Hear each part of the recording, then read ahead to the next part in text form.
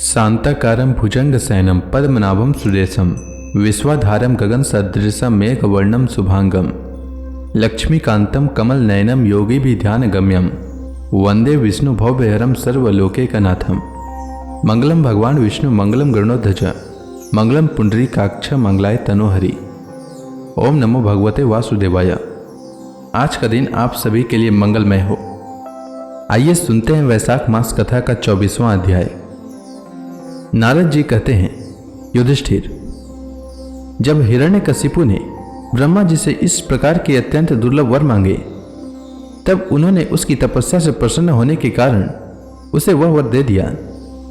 ब्रह्मा जी ने कहा, बेटा, तुम जो वर मुझसे मांग रहे हो वे जीवों के लिए भी बहुत दुर्लभ है, परंतु दुर्लभ होने पर भी मैं तुम्हें वे सब वर दे देता हूं। नारद जी कहते हैं, ब्रह्मा जी के वरदान कभी झूठे नहीं होते, वे समर्थ एवं भागवत रूप ही हैं। वरदान मिल जाने के बाद हिरण्यकशिपु ने उनकी पूजा की। तत्पश्चात प्रजापतियों से अपनी स्तुति सुनते हुए वे अपने लोक को चले गए। ब्रह्मा जी से वर प्राप्त करने पर हिरण्यकशिपु का शरीर स्वर्ण के समान कांतिमान एवं हृष्ट पुष्ट हो गया। वह अपने भाई की मृत्यु का स्मरण करके भगवान से द्वेष करने लगा। उस महादैत्य ने समस्त दिशाओं, तीनों लोकों तथा देवता, असुर, नरपति, गंधर्व, गरुड़, सर्प, सिद्ध, चारण, विद्याधर, ऋषि, पितरों के अधिपति, मनु, यक्ष, राक्षस, पिशाचराज, प्रेत, भूतपति एवं समस्त प्राणियों के राजाओं को जीतकर अपने वश में कर लिया। यहाँ तक कि उस विश्वविजयी दैत्य ने लोकपालों की शक्ति और स्थान भी छीन लिए। अब वह नंदनवन आदि दिव्य उद्यानों के सौंदर्य से युक्त स्वर्ग में ही रहने लगा था। स्वयं विश्वकर्मा का बनाया हुआ इंद्र का भवन ही उसका निवास स्थान था। उस भवन में तीनों लोकों का सौंदर्य मूर्तिमान होकर निवास करता था। वह सब प्रकार की संपत्तियों से संपन्न था।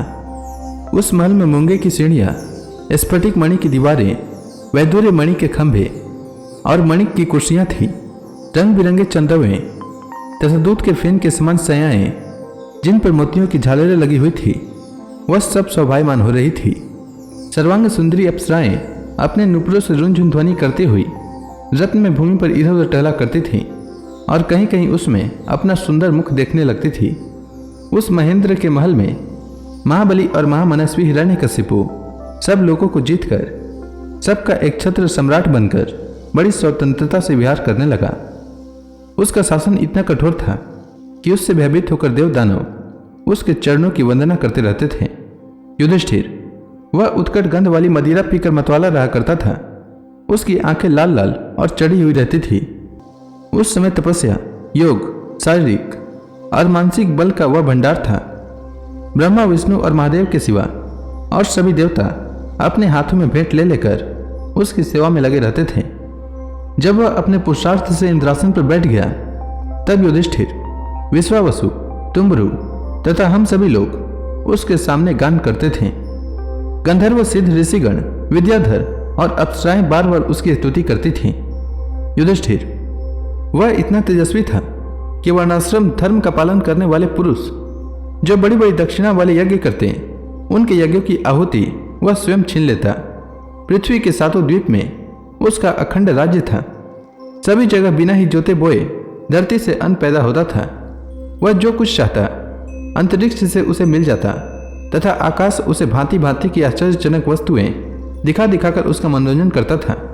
इसी प्रकार खारे पानी, सूरा, घृत, इक्षुरस, दधि, दुग्ध और मीठे पानी के समुद्र भी अपनी पत्नी नदियों के साथ तरंगों के द्वारा उसके पास रत्न राशि पहुंचाया करते थे।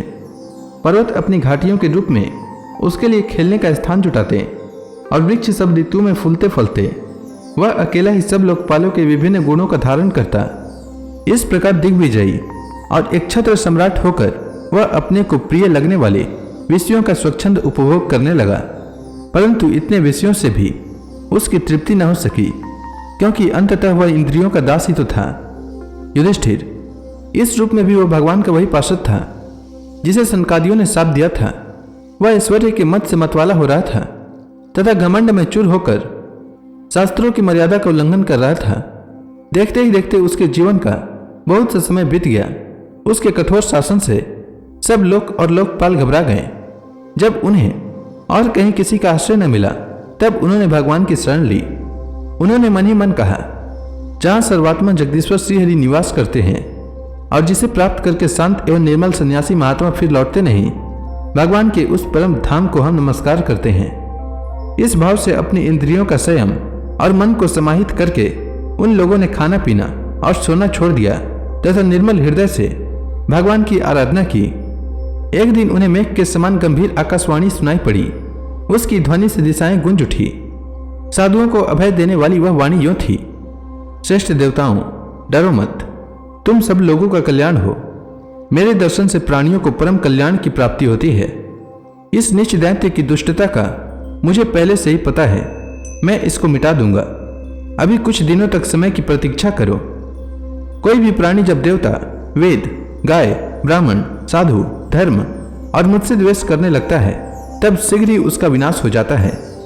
जब यह अपने वैरहीन, शांत और महात्मा पुत्र प्रहलाद से द्रोह करेगा, उसका अनिष्ट करना चाहेगा, तब वर के कारण शक्ति संपन्न होने पर भी इसे मैं अवश्य मार डालूंगा। नारद जी कहते हैं, सबके हृदय में ज्ञान का संचार करने वाले भगवान ने जब देवताओं को यह आदेश दिया, तब वे उन्हें प्रणाम करके लौट आए। उनका सारा उद्वेग मिट गया और उन्हें ऐसा मालूम होने लगा कि हिरण्यकशिपु मर गया। युधिष्ठिर, दैत्यराज हिरण्यकशिपु के बड़े ही विलक्षण 4 पुत्र थे। उनमें प्रहलाद यों तो सबसे छोटे थे, परंतु गुणों में सबसे बड़े थे। वे बड़े संत सेवी थे, ब्राह्मण भक्त, सौम्य स्वभाव, सत्य प्रतिज्ञ एवं जितेंद्रिय थे तथा समस्त प्राणियों के साथ अपने ही समान समता का बर्ताव करते और सबके एकमात्र प्रिय और सच्चे हितैषी थे। बड़े लोगों के चरणों में सेवक की तरह झुक कर रहते थे। गरीबों पर पिता के समान स्नेह रखते थे। बराबरी वालों से भाई के समान प्रेम करते और गुरुजनों में भगवत भाव रखते थे। विद्या, धन, ऐश्वर्य और कुलीनता से संपन्न होने पर भी घमंड और हेकड़ी उन्हें छू तक नहीं गई थी। बड़े बड़े दुखों में भी वे तनिक भी घबराते न थे। लोक परलोक के विषयों को उन्होंने देखा सुना तो बहुत था, परंतु वे उन्हें निस्सार और असत्य समझते थे। इसलिए उनके मन में किसी भी वस्तु की लालसा न थी। इंद्रिय, प्राण, शरीर और मन उनके वश में थे। उनके चित्त में कभी किसी प्रकार की कामना नहीं उठती थी। जन्म से असुर होने पर भी उनमें आसुरी संपत्ति का लेस भी नहीं था। जैसे भगवान के गुण अनंत हैं, वैसे ही प्रहलाद के श्रेष्ठ गुणों की भी कोई सीमा नहीं है। महात्मा लोग सदा से उनका वर्णन करते और उन्हें अपनाते आए हैं, तथापि वे आज भी ज्यों के त्यों बने हुए हैं। युधिष्ठिर, यूं तो देवता उनके शत्रु हैं, परंतु फिर भी भक्तों का चरित्र सुनने के लिए जब उन लोगों की सभा होती है, तब वे दूसरे भक्तों को प्रहलाद के समान कहकर उनका सम्मान करते हैं। फिर आप जैसे अजात शत्रु भगवत भक्त उनका आदर करेंगे, इसमें तो संदेह ही क्या है। उनकी महिमा का वर्णन करने के लिए अगणित गुणों के कहने सुनने की आवश्यकता नहीं। केवल एक ही गुण, भगवान श्री कृष्ण के चरणों में स्वाभाविक जन्मजात प्रेम उनकी महिमा को प्रकट करने के लिए पर्याप्त है। तो इसी के साथ यह अध्याय समाप्त हुआ। इसके आगे की कथा मैं कल के अध्याय में सुनाऊंगा। तब तक के लिए भगवान हरि का नाम लेते रहें। तो प्रेम से बोलिए भगवान विष्णु की जय, श्री कृष्ण भगवान की जय, समस्त देवी देवताओं की जय।